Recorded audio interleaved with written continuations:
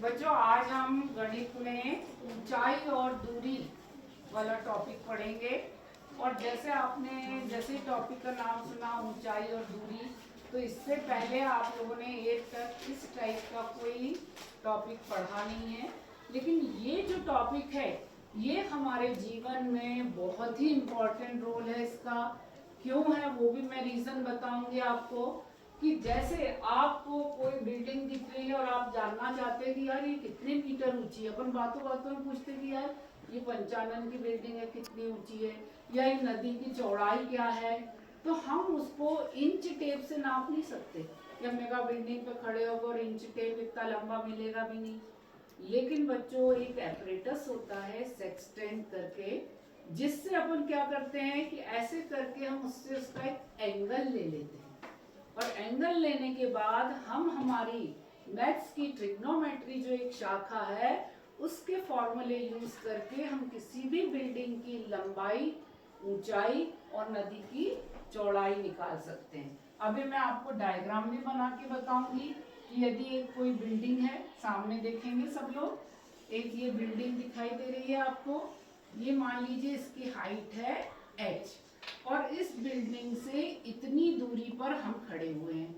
ये मान लीजिए यहाँ से हम 5 मीटर की दूरी पे खड़े हैं, और यहाँ से जब हम बिल्डिंग का कोई एंगल देखते हैं, इस एंगल को हम बोलते हैं थीटा। दिखाई दे रहा है बेटा सबको? yes, ये आप देख रहे हो, आपने ट्रिग्नोमेट्री पढ़ी है कि ये हमने आपको बताया कि ये बिल्डिंग है। ए भी क्या है? एक भवन है या एक बिल्डिंग है। मान लीजिए उसकी अपन को हाइट निकालना है, वो हाइट है h। अभी हमें पता नहीं है, अब हम उसकी हाइट निकालेंगे। और हम जहाँ से खड़े होकर, यहाँ पर हम खड़े होकर इसका क्या कर रहे हैं?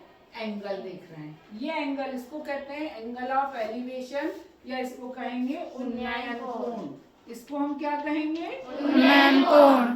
तो बच्चों ये जो कोण है, अगर हमने इसका मान निकाल लिया, मान लीजिए ये कोण है 60 डिग्री का। ये कोण कितने डिग्री का है? 60 डिग्री का। ये 60 डिग्री का है। हम बिल्डिंग से कितनी दूर खड़े हैं? 5 मीटर। और हमें क्या निकालना है? बिल्डिंग की ऊंचाई। अब हम इसमें क्या करेंगे? अपन अपना ट्रिग्नोमेट्री का फॉर्मूला लगाएंगे।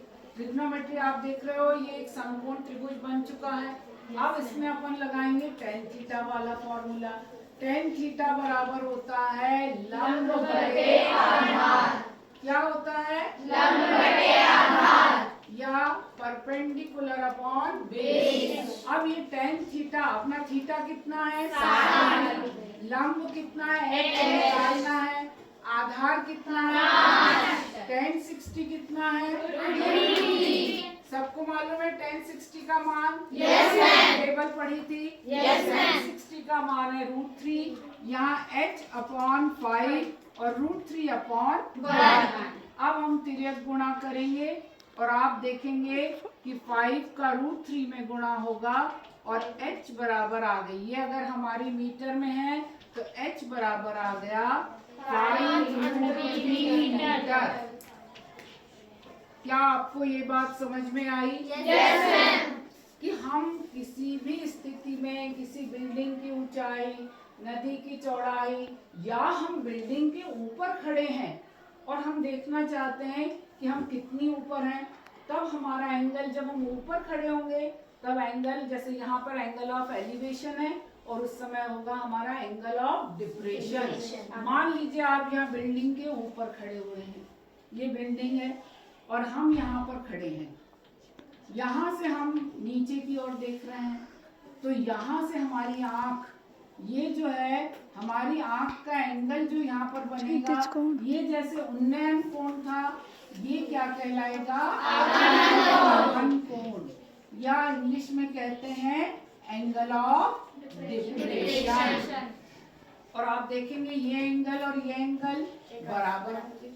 कई बार हम लोग जब क्वेश्चन सॉल्व करते हैं तो हम इस एंगल की बात करते हैं और ये बराबर हो जाते हैं। क्यों?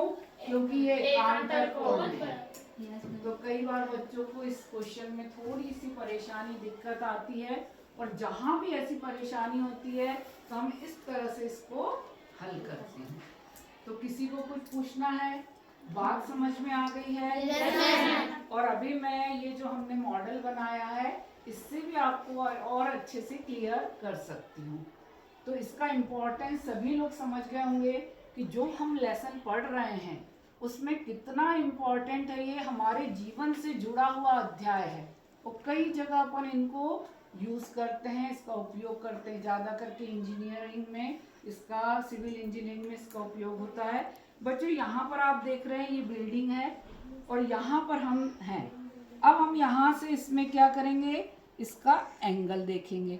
मान लीजिए हमको यहाँ तक की ऊंचाई, तो हम इसको यहाँ से दबाकर हम इसका पहले एंगल देखेंगे। देख रहे हो आप? Yes, ma'am. ये कितनी ऊंचाई पर जा रहा है।